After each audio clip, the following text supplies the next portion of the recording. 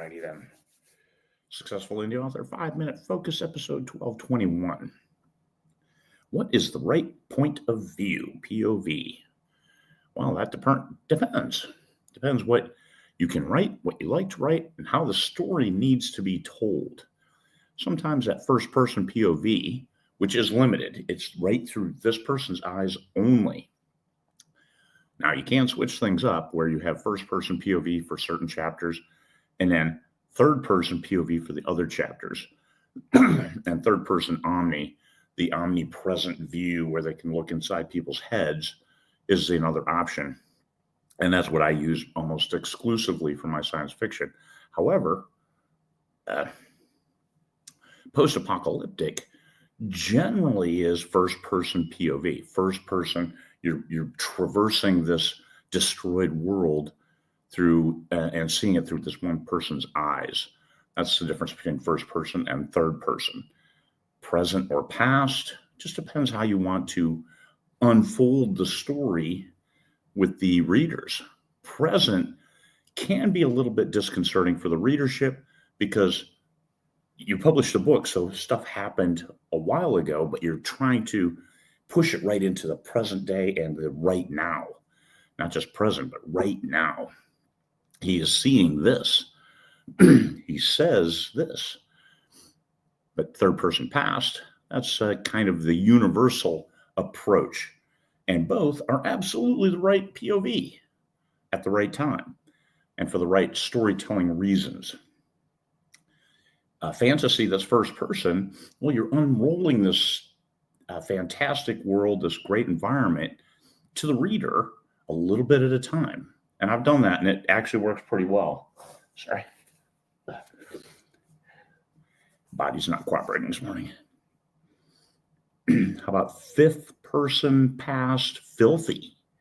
Definitely this one, according to my wife's sister's friend's roommate, which isn't obviously the best. Heard it from a friend who's heard it from another, who heard it from another, that you've been messing around. Yeah, REO, come on, Kevin Cronin. Sing it. What are the genre expectations?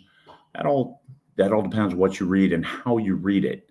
Science fiction is almost all traditionally third-person omni, third-person past, but we get Andy Ware's Project Hail Mary, written first-person present with flashbacks.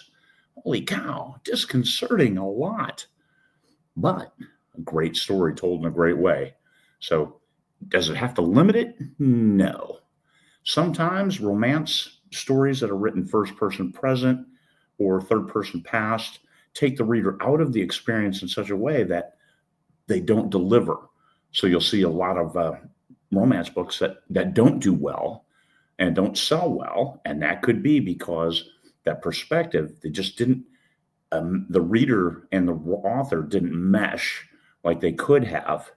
And I single out romance because I do know of some very specific examples where authors had a hard time penetrating the genre and getting any traction with their books, no matter how prolific they were, just because they didn't connect with the readers.